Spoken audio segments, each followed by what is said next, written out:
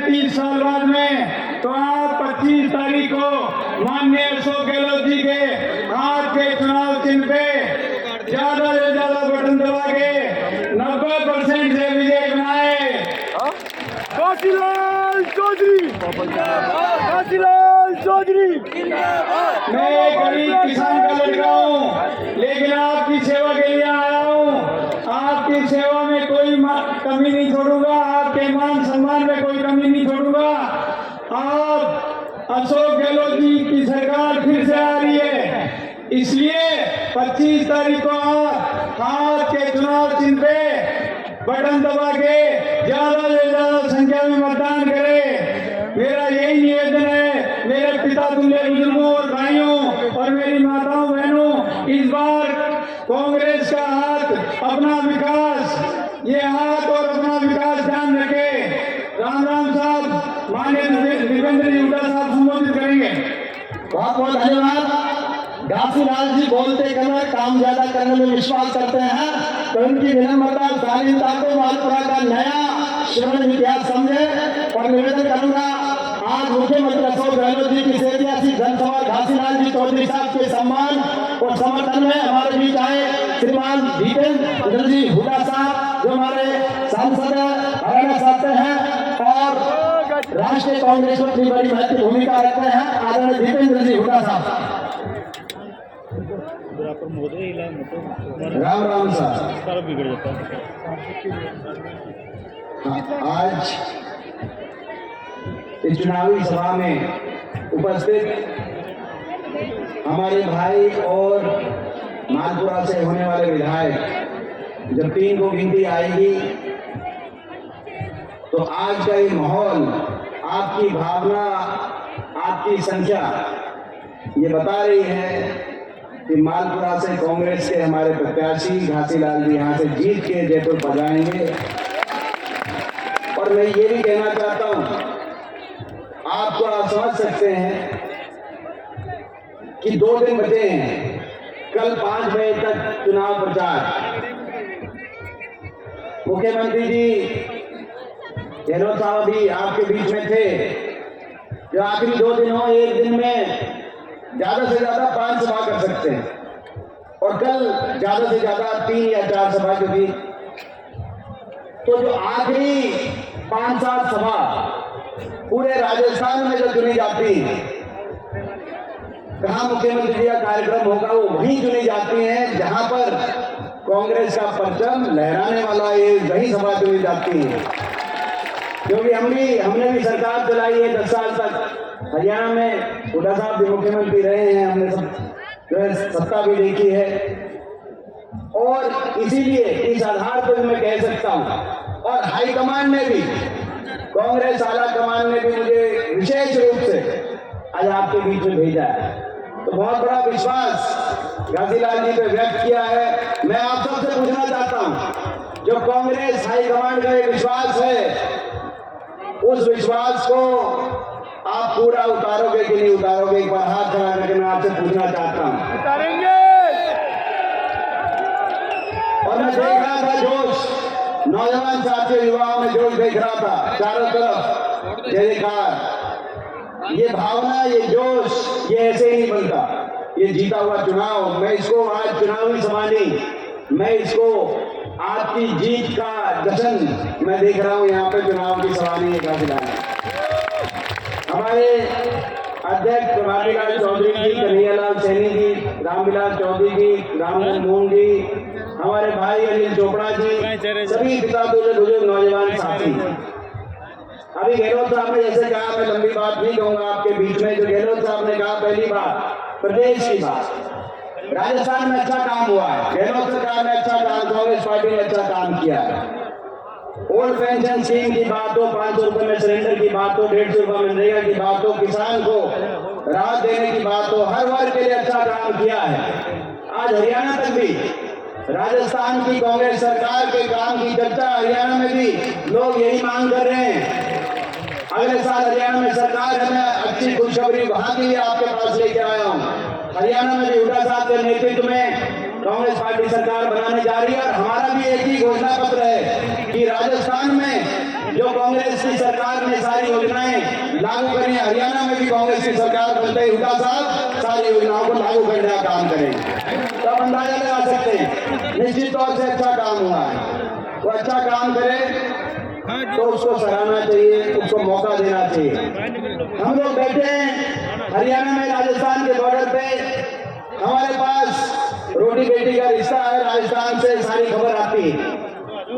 पिछले 25-30 साल से खबर हमेशा जो भी सरकार होती थी एक ही खबर आती थी कि सरकार बदली जा रही है। इस बार राजस्थान में इतिहास रचा जा रहा है, कांग्रेस इतिहास बनाने जा रही है और राजस्थान से हरियाणा में जो खबर आ रही है वो कांग्रेस की सरकार दोबारा से जयपुर में बनने जा रही है, खबर आ रही है। तो बधाई देना चाहता हूँ। मैं ये भी कहना चाहता हूँ आज इस अवसर पे ज्यादा लंबी बात ना करते हुए, मगर मैं अपने कृषक समाज, किसान कौम के जिस समाज से मैं आता हूँ, किसान वर्ग के सभी साथियों से कहना चाहता हूँ, भाजपा ने आपका बहुत अपमान किया है पिछले कुछ वर्षों में। ये देश जय जवान, जय किसान, जय पहलवान, जय संविधान का देश, लेकिन एक ऐसी सरकार आ गई जिन्होंने सबका अपमान किया। जिस सरकार का नारा है जय अपमान, जय अभिमान, घमंड बहुत हो गया। जय जवान, जय किसान का नारा राजस्थान और हरियाणा कोने कोने में नारा गूंजता है, मगर न जय जवान छोड़ा।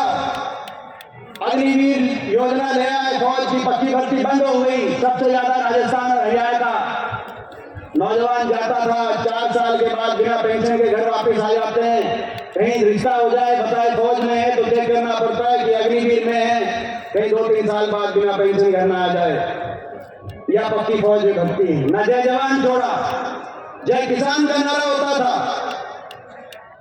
आपने देखा किसान आंदोलन हमने लड़ा, किसान की फसल के न्यूनतम समर्थन मूल्य के लिए 1 साल तक दिल्ली को घेर कर देश का किसान बैठा रहा।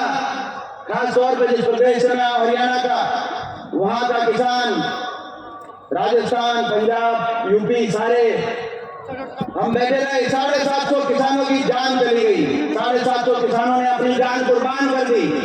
मगर ऐसा अपमान भाजपा की सरकार ने, दिल्ली की सरकार ने आपका किया। आज प्रधानमंत्री जी आए हैं, मैं उनसे पूछना चाहता हूँ क्या कसूर था उन 750 किसानों का? 1 साल तक लाखों की संख्या में बैठे रहे। दिल्ली के चारों तरफ हर रोज कोई ना कोई शव वापिस आता था, किसी की चिता जलती थी, कोई किसी का बाप था, कोई किसी का बेटा था, कोई किसी का भाई था। और जब हम सवाल पूछते थे देश की संसद में, देश की सबसे बड़ी पंचायत में, जब मेरे जैसे नौजवान सवाल पूछते थे, मैं आपको बताना चाहता हूं, मुझे सौभाग्य है कि मैं पिछले 20 साल से देश की सबसे बड़ी संसद का सदस्य हूं, सबसे बड़ी पंचायत का सदस्य हूं। शायद मेरी आयु में इतना अवसर देश में किसी को ना मिला हो, लेकिन मेरा दुर्भाग्य भी था कि मैं उस समय जब किसान आंदोलन चल रहा था तो उस समय देश की सबसे बड़ी पंचायत में आवाज उठाता था, कहता था कि दिल्ली के आसपास लाखों की तादाद में बैठे हुए हैं, अपनी फसल का भाव के लिए, अपनी फसल का भाव बचाने के लिए इनकी बात मानो। तो बीजेपी वाले कहते थे नहीं मानेंगे। मैं भी कहता था इनकी अगर बात नहीं मानते इनको इंसान मानो। 750 किसानों की जान चली गई, जान कुर्बान हो गई। कम से कम खड़े होकर कोई मंत्री, कोई कृषि मंत्री, प्रधानमंत्री कोई एक शब्द ये कह दे कि हम किसानों की बात नहीं मानते, लेकिन हमें दुख है, हम संवेदना के 2 शब्द प्रकट करते हैं, जिसका घर का कोई चला गया। तब जवाब मिलता था बीजेपी वालों से कि ये तो देशद्रोही बैठे हैं। ये मैं बताना चाहता हूं इनको, जो संसद में मैंने हाथ में हाथ डाल के प्रधानमंत्री जी को एक बात कही, कृषि मंत्री जी को एक बात कही कि जिनको आप देशद्रोही बता रहे हो, किसान कौम, ये वो कौम है जिसका एक बेटा ट्रैक्टर का स्टीयरिंग पकड़कर देश को खाद्य सुरक्षा देता है, तो दूसरा बेटा स्टेन गन पकड़कर पाकिस्तान और चीन के बॉर्डर पे देश को सुरक्षा देने का काम करता है। इसको भाजपा वालों, इस कौम को, इस वर्ग को, ये देशभक्त वर्ग है, इसने देश के लिए अपना लहू बहाने का वादा इस वर्ग में है। इसको आप इस तरीके से इसको अपमानित मत करो। मगर मैं इसीलिए बता रहा हूं आपको कि जब ये आंदोलन चल रहा था, क्योंकि 25 के 25 सांसद यहां से आपने भाजपा के दिए, हरियाणा में भी 15 सांसदों में से 14 भाजपा के मेघपत इस इलाके के विपक्ष के सांसद के रूप में जब बात उठाता था तो किसान की पगड़ी को उस पंचायत में बीजेपी द्वारा उछलते हुए मैंने देखा है। न जय जवान छोड़ा, न जय किसान छोड़ा। हमारे खिलाड़ियों पे हमें गर्व था, हम जय पहलवान भी बोलते हैं हरियाणा में। हमारी बेटियां, हमारी बहनें, ओलंपिक विजेता हमारी खिलाड़ियां जंतर मंतर पे अपने न्याय के लिए बैठी रही, एक संघर्ष किया।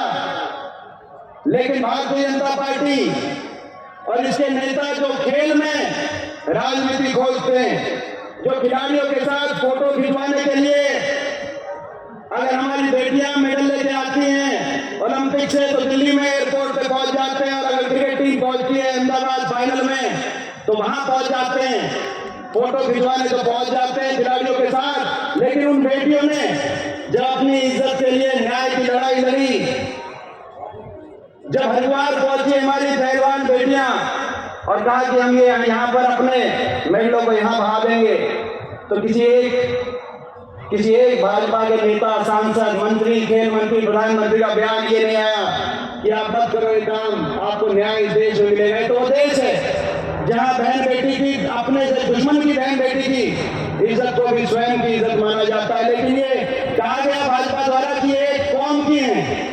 मैं पूछता हूँ, बहन बेटी की कोई क्या कौम होती है? किसी कौम की बहन बेटी हो उसकी इज्जत, ये वो देश है जहाँ महाराणा प्रताप जैसे शूरवीर, वहां हमारे देश की बहन बेटियों की इज्जत के लिए जिन्होंने बलिदान दिया है, वो देश है जहाँ महाभारत, कुरुक्षेत्र में, जहां से मैं हरियाणा से आया हूँ, हमारी बहन बेटी की इज्जत के लिए महाभारत जैसे युद्ध हुए। और जब हमारी ओलंपिक विजेता बेटियां, बहन जब वो बेटी थी तो ये कह दिया गया ये कौम की है। मैं पूछना चाहता हूँ आपसे, 36 कौम की बहन बेटी की जिम्मेदारी सरकार से, न जय पहलवान छोड़ा, न जय किसान छोड़ा, न जय जवान छोड़ा, न जय संविधान छोड़ा। जब वोट पड़े मालपुरा में तो आप फैसला कर लेना आप किसके साथ खड़े हो।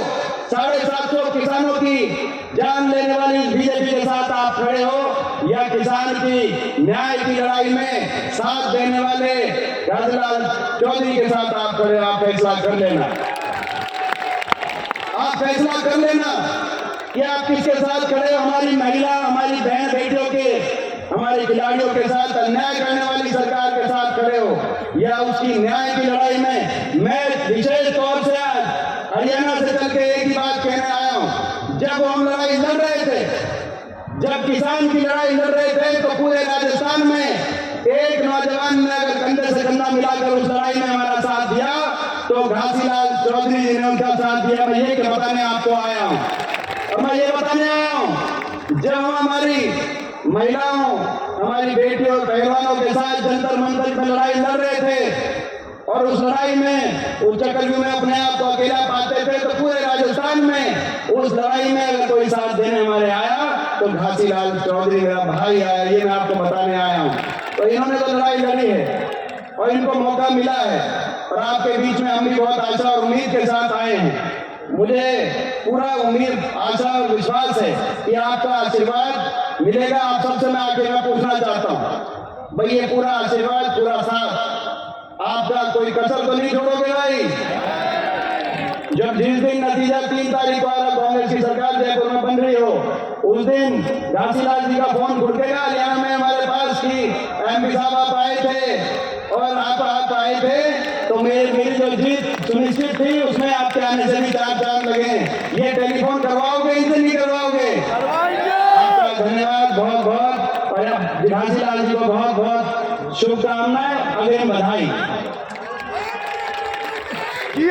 बहुत बहुत धन्यवाद आदरणीय हुड्डा साहब। और निश्चित रूप से आज घासीलाल जी चौधरी साहब के सम्मान और समर्थन में जिस तरीके से अपार जनसैलाब उमड़ा है और घासीलाल जी चौधरी को विधायक बनाना तय किया है, उसके लिए समस्त जनता जनार्दन का अभिनंदन। और आइए घासीलाल चौधरी, मालपुरा टोडा रायसेन की जनता जिंदाबाद जिंदाबाद, घासीलाल जी चौधरी जिंदाबाद जिंदाबाद। 3 दिसंबर को आने वाले नतीजे मालपुरा टोडा से नए विधायक के तौर पर घासीलाल जी चौधरी। धन्यवाद।